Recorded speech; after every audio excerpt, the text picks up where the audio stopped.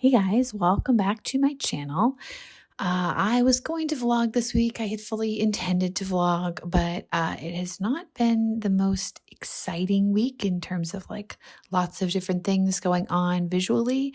I have pretty much just been painting every day, and I started to vlog, but it just it felt silly because I was like, here I am painting again, and hello, welcome to another day of painting. That was basically all it was all week. So I figured we would just do a little good old fashioned time lapse and chat, since that is basically what I have been doing every day, the painting anyway. I worked on a client project this week, and that's kind of at a pause point, still waiting for feedback. And then so have just been working on these paintings for Skillshare classes. And you will have seen some footage of this one that I'm working on right now already in last week's vlog, but this is the entire time lapse of the whole process. So let's see, if you guys are watching this on Friday, if I am really on top of things, maybe the class for this piece will have been published already, but if not, check back here in a week, or I will link to it in next week's video. Either way, check in the description. If the class is live, it will definitely be listed down there. I figured we would talk about a couple of updates that have been happening for me, both art related and non-art related, and then I would answer a few of your questions. So some updates. The first one is art related, and that is that I have a couple of the packaging projects, the bigger projects that I had to be really top secret about earlier in the year. A couple of those are finally out and are finally public. So the first one is for a brand called Good Culture, and it's a dairy brand, and I did a bunch of illustrations for their new range of packaging. I'm going to give a few images to Meg to let her pop up on the screen. So you should be seeing those now. And this was the project. If you remember, if you were watching vlogs back a couple of months ago, this was the project where I was onboarding the client like the day we left Massachusetts, and then was doing the sketches as soon as we got here, and they had sent me like product samples and stuff. And they had a super tight timeline. It was just like beyond hectic. So it has been really rewarding to see it all finished and have everything come together. If you're following me on Instagram, you may have actually already seen some of these images since I shared it on Instagram when this finally went public. So yeah, I could do a more dedicated video kind of about the project and like some of the behind the scenes. I don't think I have any of the originals left. I'll have to check. I maybe have a couple of them. I sent most of them to the client. Yeah. So let me know if you want to see a video about that. Regardless, my patrons will have a behind the scenes post, a really detailed client case study. Those are posts that I do once a month where I unpack all of the behind the scenes and I share the sketches. Well, not all of the behind the scenes. That would be impossible, but a lot of the behind the scenes. And I shared the sketches, and sometimes I'll even share like pricing and what went on with the negotiation with the client, all of that. So that will be coming for my patrons soon. And if you want a more detailed video about this project, let me know. They were a super fun client to work with, had a really good experience, even though it was crazy. That was just because of what was going on in my own life. And then there's another project that is also public. This one is for a brand that I've worked for before, Green Valley Organics. Now they have rebranded to Green Valley Creamery, and it's also by their name, obviously another dairy brand. And this was for their new line of Greek yogurts. I will give a few images to Meg of this project to put up on the screen as well. For the Greek yogurt line, they wanted to go in a little bit different direction than they did with the main line that I had done in 2017. They wanted these to be a lot looser and more watercolory, if that makes sense. So this was definitely a stretch for me, a bit different, a bit difficult, but also very fun. And again, like a really awesome client and somebody who I really enjoy working for. And this one was done, as was the first round of illustrations that I did for them. This was done with Enlisted Design, which is a sort of branding and packaging and industrial design firm out in California. So let me know if you want a dedicated video about this one too. I would be happy happy to do videos about either one or both, or yeah, some combination there. Next update is personal, and that is that we bought a house. So we've been looking since we got to Pennsylvania because it's just way more affordable to buy here than it is in Boston. And it's actually more affordable to buy than it is to rent. Which is just mind-blowing to me, but that's the case. So we finally found a place, and I'm excited to show you guys. I'm not going to share any pictures yet, but I will once we get closer to move-in and once everything is cleared with the inspection and all that. It actually happened today as I'm recording this, but we don't have the report back yet. So we'll see if anything big comes up. It is an older home, so we're sort of expecting there to be some things. And the next update is related to that, kind of overlapping the personal and the professional, I guess. And that is I am getting a studio. And the reason that's related to the house is that the house that we're buying does have a place, a space that would work well as a studio technically, but it's on the main floor. It's like right off of the kitchen and does have a door. It can be closed. But again, if you have been watching vlogs in the last few months, you have seen, or heard rather, heard Penelope in the background calling for me at the end of the day sometimes. And it's uncanny. I don't know how she does it because she can't tell time, but like at 4:45, 4:50, almost every day she comes and stands at the foot of the stairs and calls for me. And it's very cute, but also like super distracting and kind of heart-wrenching. And that has just happened because she's getting older and smarter. And she now finally understands that when she can't see me, I'm actually here. And she knows that I'm upstairs working. So I can't really imagine how hard it would be to have a main floor studio where she could just come right up next to the door and be like laying on the ground outside the door calling for me all day. So yeah, probably the space that I would have used as a studio are just going to turn into like a sitting room or a playroom or something like that. And I'm going to get a studio space downtown. I have actually already picked one out. I was tweeting about it earlier this week.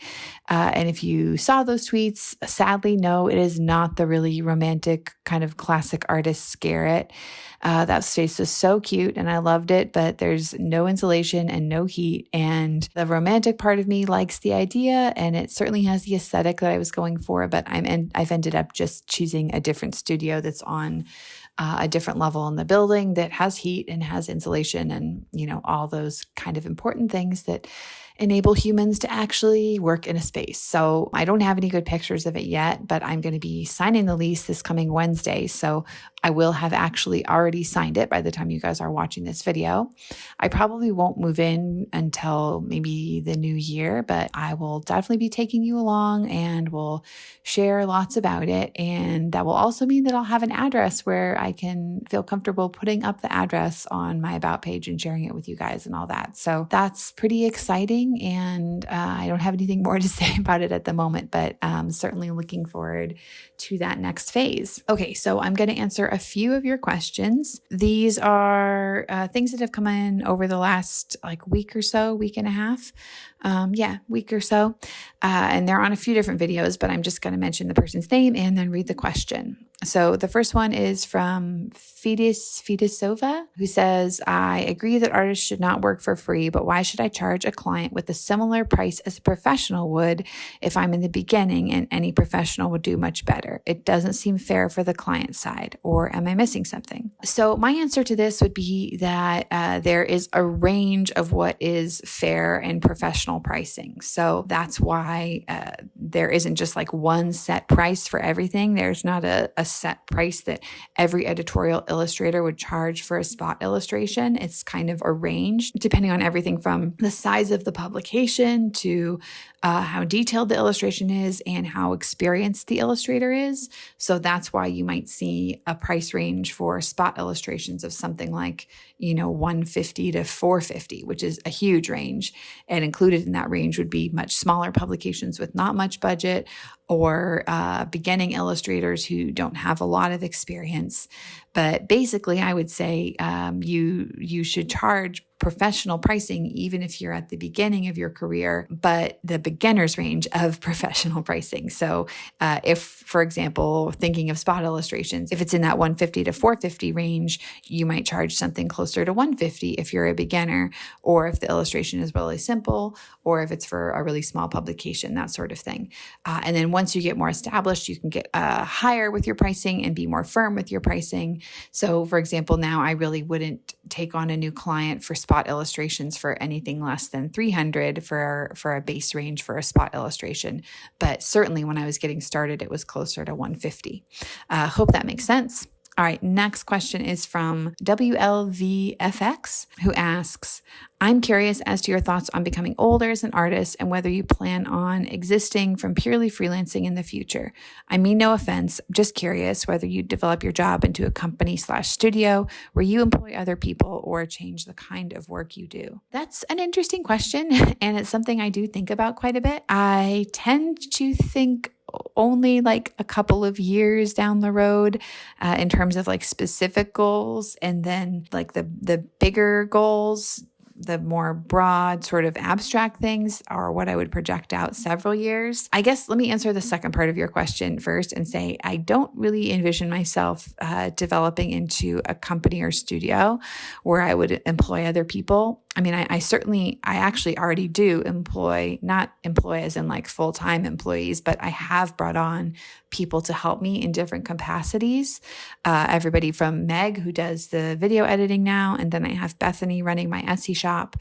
So neither of them are full-time employees or even part-time employees, but I have brought on help in that way, I guess, to kind of help support what I'm doing. I don't really envision broadening that into a studio because why do I not think that? I think maybe if I was a designer, I would be more interested in that.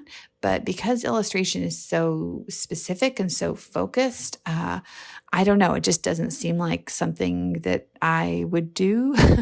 And honestly, it's not really attractive to me as an option because I want to spend as much of my time as possible actually drawing and painting. And already, like now that I'm several years into my career, I find myself, this is probably going to sound crazy to those of you who are at the very beginning, but I find myself really nostalgic and kind of longing for those early days when I first got started because I had so much time then to just paint. And most of what I did whenever I was working on work, most of my work time was painting time. And these days, I don't know, I'd have to like do some time tracking, and I probably should. And it's also tricky because it varies from week to week. But seriously, you guys, there are weeks when I don't even paint at all, like when I don't pick up a brush because I'm doing other stuff, like I'm editing a class or I'm invoicing or fixing things online, my portfolio. Yeah, planning projects.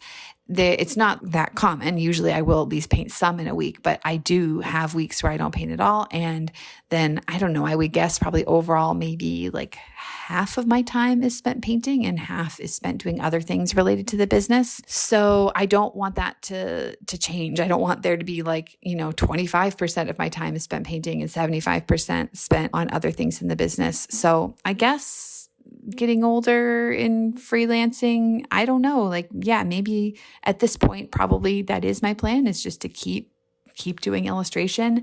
And I will continue to, I think it's super important to diversify. So I will continue to look for other areas other things that I can be involved in. I've thought this is like a very abstract goal. So I don't know if this is even a good answer to your question, but I have sort of imagined that when I'm quite a bit older, like when I'm in my 50s, then maybe I will feel like I have more of a sense of being an expert and knowing what I'm doing, and might be more comfortable to do some sort of traditional teaching, like at a university setting. And then also, I have always thought, like, again, once I'm in my 50s, maybe then I would reapproach fine art. Right now, I'm really focused on commercial art because I want to be able to help support my family, and it's harder to do that in fine art. So that's just a very blunt answer, kind of an unromantic answer, but it's what's true. So yeah, I guess down the road, I'd like to do more traditional teaching maybe, and maybe more fine art, but Yeah, I guess I don't know if I answered that very well, but those are my initial thoughts, I guess. Well, that's all you asked for, my thoughts on becoming older as an artist. So, and then just very broadly becoming older as an artist, that doesn't scare me at all because lots of the most successful artists and the artists that I look up to the most, one I mention all the time is Wayne Thiebaud, and he didn't even really start painting until, well, start doing what we're familiar with as his most famous work until he was in his 50s. So a lot of artists visual artists just get better and better as they get older. So that's actually something I'm looking forward to. Okay, last question. This one is from Maddie M. Kendall, do you have any tips for questions to ask to establish whether a potential client needs an illustrator or graphic designer? So that's a tricky one, Maddie. These fields can have a lot of overlap. I would base some of that on like what kinds of things they're looking to have made. So if they're wanting to have like a lot of stuff done with typography and layout, then that might fall more under a graphic designer's realm. Also, if they want something that is going to be used as a logo that can be printed and reproduced in a lot of different ways, that might fall more under a graphic designer's realm. But that being said, it really could vary because if you're an illustrator that works primarily in vector, or if you're even somebody like Jessica Heish, who would, I think that's how you say it, Heish or Hish, who calls herself an illustrator, she deals a lot with type and typography and all of that. So I don't really have any specific questions myself. Most of what I do focuses on how the end product, the deliverable, is going to be used. So if you feel like referring somebody to a graphic designer, like if you don't work in vector and you feel like the deliverable that the client has asked for would be best done as a vector, then yeah, maybe refer them to a graphic designer. But just because something is going to be a logo doesn't necessarily mean that it has to be done in vector or has to be done by a graphic designer. I have had people who use some of my illustrations as logos. You just want to be sure to explain to them some of the limitations of that. You know, if they're using a watercolor illustration as a logo, they're not going to be able to, embroider it on a shirt, make something that's just a super, super simple black and white, really easily reproducible print of that. So hope that makes sense. And yeah, I think I'm going to wrap this up here. Hope everybody is having a great week. Thank you to my patrons for sponsoring this video and all of my videos. Thank you to Meg for editing. And I will see you guys in the next video. Bye.